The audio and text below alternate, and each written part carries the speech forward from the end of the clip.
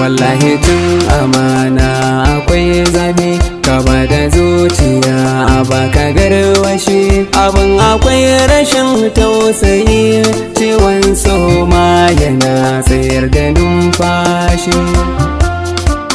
Abin akwai zafi kama da garwashi, an ce amanar zuciya.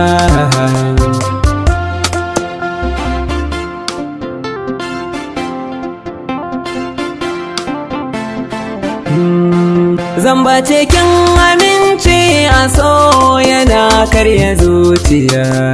Akwai zafi kamar ka da shukar ka ne ciki kaga hasbiya.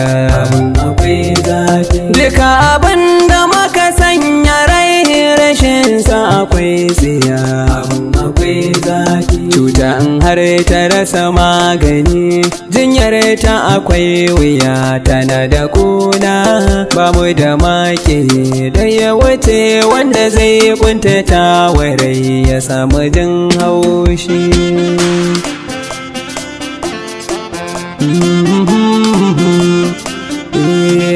Da akwai hukuma na so ƙara zan kai mata.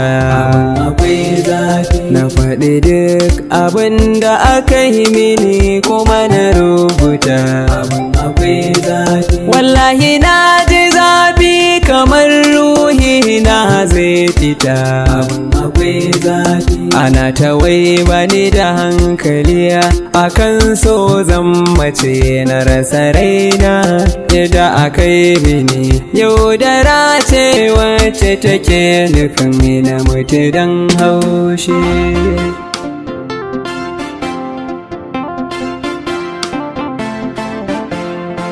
Tunatuni yana sa mutum ya rame ba biki.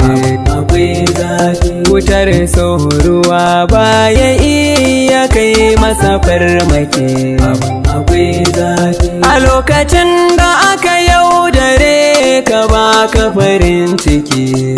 Akwai zafi ashe rashin fahimta take sakawa ai sake a ringagen juna. Da kwai munafukai da basu tsoron Allah ma gafarsu da akwai kaushi.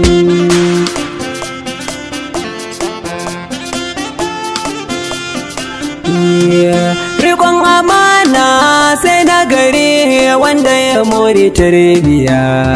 Akwai zafi dan kaɗan a yau na rasa rai na taka macijiya. Akwai zafi yanzu da wazan alkawari har na bayar da zuciya. Akwai zafi yadda koni na sha bakar wuya har na rasa lafiya cikin jikina. Allah tsare mu da makiya don sun yi niyyar su sana daina numfashi. Abin akwai zafi kama da garwashi, an ce amanar zuciya.